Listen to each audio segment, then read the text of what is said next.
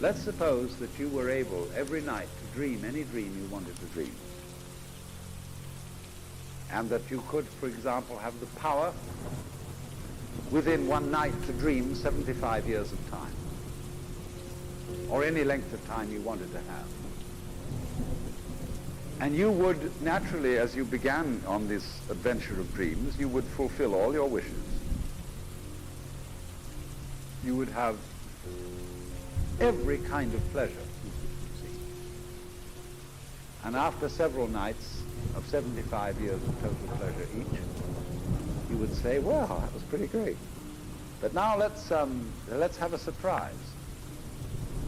Let's have a dream which isn't under control. Well, something is going to happen to me that I don't know what it's going to be. And you would dig that and come out of that and say, wow, that was a close shave, wasn't it? Then you would get more and more adventurous, and you would make further and further out gambles as to what you would dream. And finally, you would dream where you are now.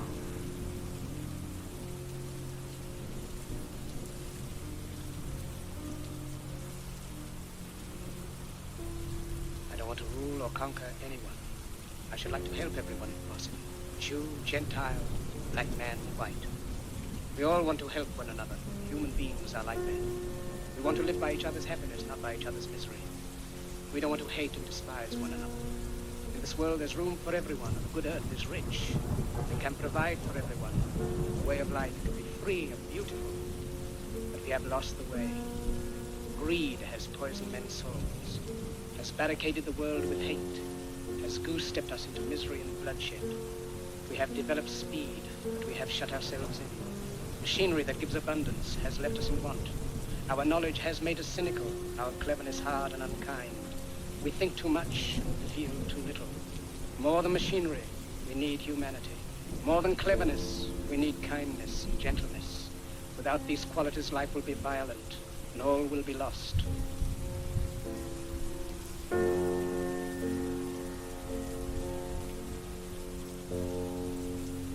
So what I'm saying, actually, you see, I mean, it's a combination of both. I mean, here is the natural instinct, and here is control. You are to combine the two in harmony. Not, if you have one to the extreme, you will be very unscientific.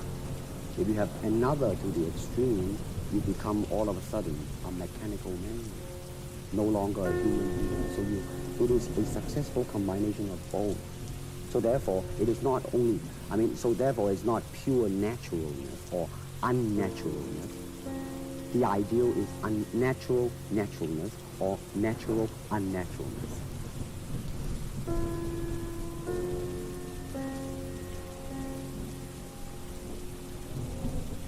Actually, many honest scientists should admit that consciousness is the greatest mystery of science.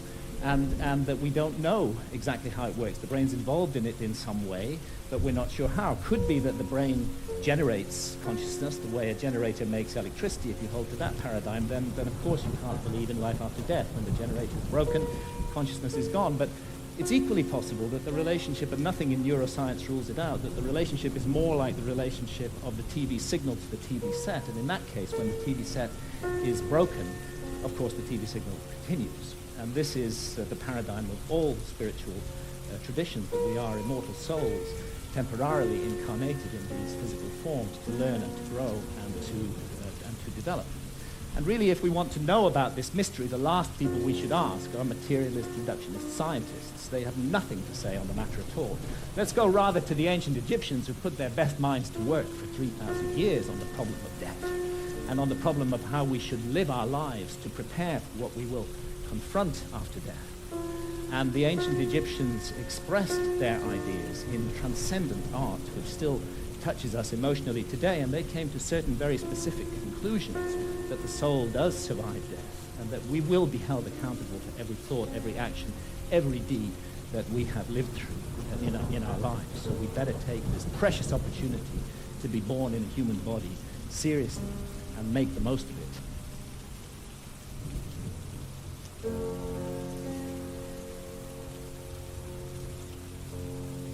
there is an indefinable, mysterious power that pervades everything. I feel it, though I do not see it. It is this unseen power which makes itself felt and yet defies all proof, because it is so unlike all that I perceive through my senses. It transcends the senses, but it is possible to reason out the existence of God to a limited extent. Even in ordinary affairs, we know that people do not know who rules or why and how he rules, and yet they know that there is a power that certainly rules.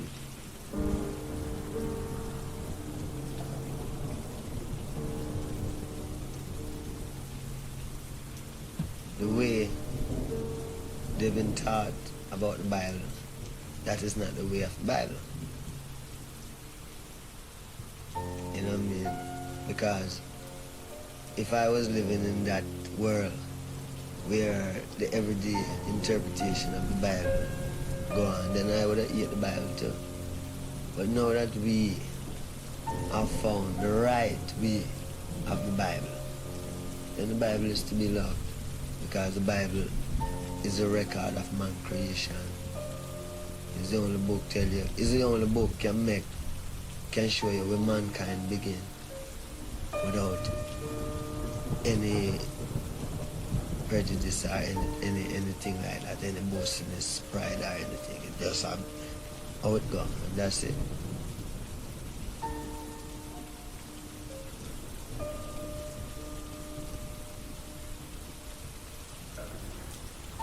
When we look at modern man, we have to face the fact that modern man suffers from a kind of poverty of the spirit, which stands in glaring contrast to his scientific and technological abundance. We've learned to fly the air like birds. We've learned to swim the seas like fish. And yet we haven't learned to walk the earth as brothers and sisters.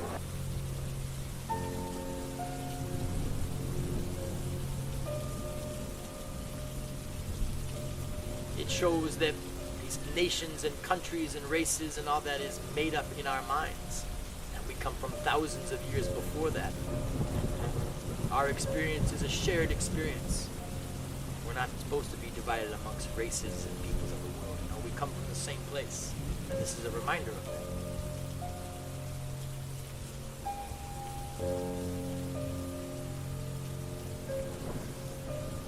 Einstein was asked the big question, is there a God? Is there a meaning to everything, right? And here's how Einstein answered the question.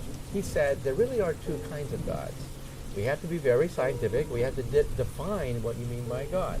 If God is the God of intervention, the personal God, the God of prayer, the God that parts the waters, then he had a hard time believing in that. Would God listen to all our prayers for a bicycle for Christmas?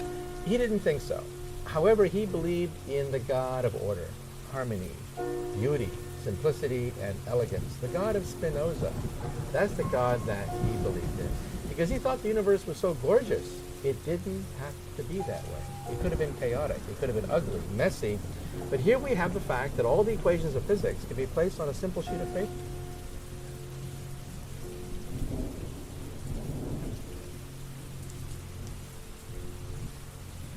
I do dimly perceive that whilst everything around me is ever changing, ever dying, there is underlying all that change a living power that is changeless, that holds all together, that creates, dissolves, and recreates. That informing power or spirit is God, and since nothing else that I see merely through the senses can or will persist, he alone is. And is this power benevolent or malevolent? I see it as purely benevolent, for I can see that in the midst of death, life persists. In the midst of untruth, truth persists. In the midst of darkness, light persists. Hence I gather that God is life, truth, light. He is love. He is the supreme good.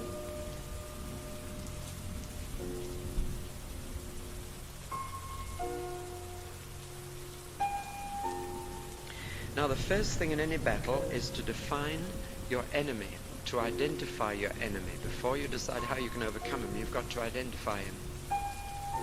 Now, Jesus himself took Satan desperately seriously. He never made a joke about him. He never laughed at him. He never caricatured him.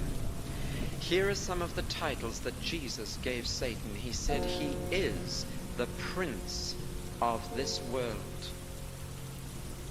When Satan offered Jesus all the kingdoms of the world, Jesus did not say they are not yours to give, because he knew perfectly well they were Satan's to give. And it is a horrible thought, if you really realize it, that the world in which we live is ruled over by Satan. He said, my heavenly Father is God of everything, but of this world, Satan is God, which means very simply not only that Satan controls this world and is able to manipulate science and education and politics for his own ends, but God is allowing Satan to be prince of this world and God of this world. He's allowed it. And people say, what does God think he's doing allowing that? Well, I would just say my only answer to that one is, what's he doing allowing you to be like you are? Why should you blame him for allowing Satan to rebel when he allowed you to? The answer is very simple. He's a father, and he will not force any of his creatures to go his way. And he gives you freedom to rebel. And we can't grumble about him giving the angels freedom, though they have superior intelligence and strength, because he gave us the same freedom and we've used it in the wrong way.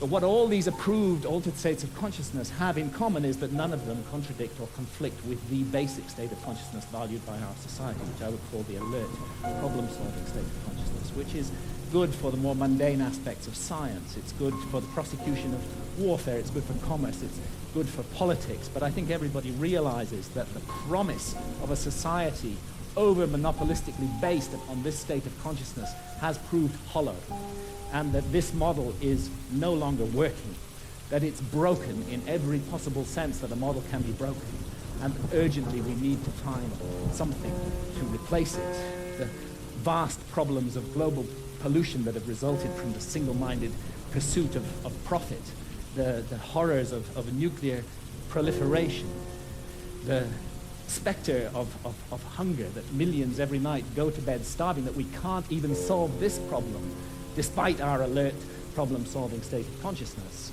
And look what's happening in the Amazon, the lungs of our planet, this precious home of biodiversity. The old-growth rainforest being cut down and replaced with soybean farms so we can feed cattle, so that we can all eat hamburgers. Only a truly insane global state of consciousness could allow such an abomination to occur. And I did a back-of-an-envelope calculation during the Iraq War.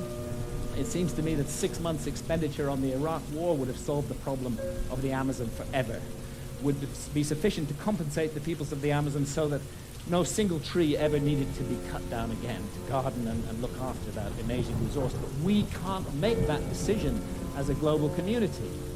We can spend countless billions on warfare, on hatred, on fear, on suspicion, on division, but we can't get together the collective effort to save the lungs of our planet.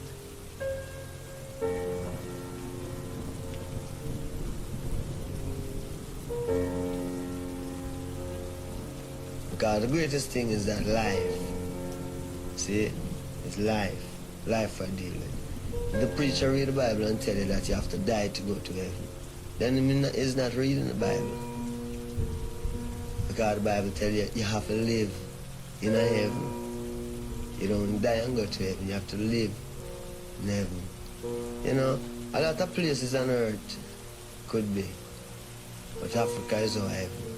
Because that's where we come from. You know, maybe if it's a Swiss, maybe if you're from Switzerland and the people know God, then maybe you can live in peace, unity, harmony. But you know, people are stubborn on this earth because of material vanity.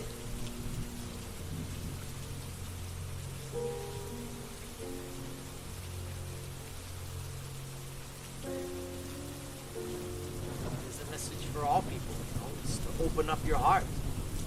Open up yourselves to the infinite possibilities of life. Just as you can look at religion, there is no one path to God, and there is no one path for life. So we have to just be there for each other. See the world as one family, and view the next person's children as your children, and act accordingly. Show goodness and show love and kindness to all people, because life is a circle. And the Indian and the Hindu speak of karma. Life is that way. What you give is you get. The earth is a closed system. So no matter what you do, put out that positive energy. Positive energy will follow you.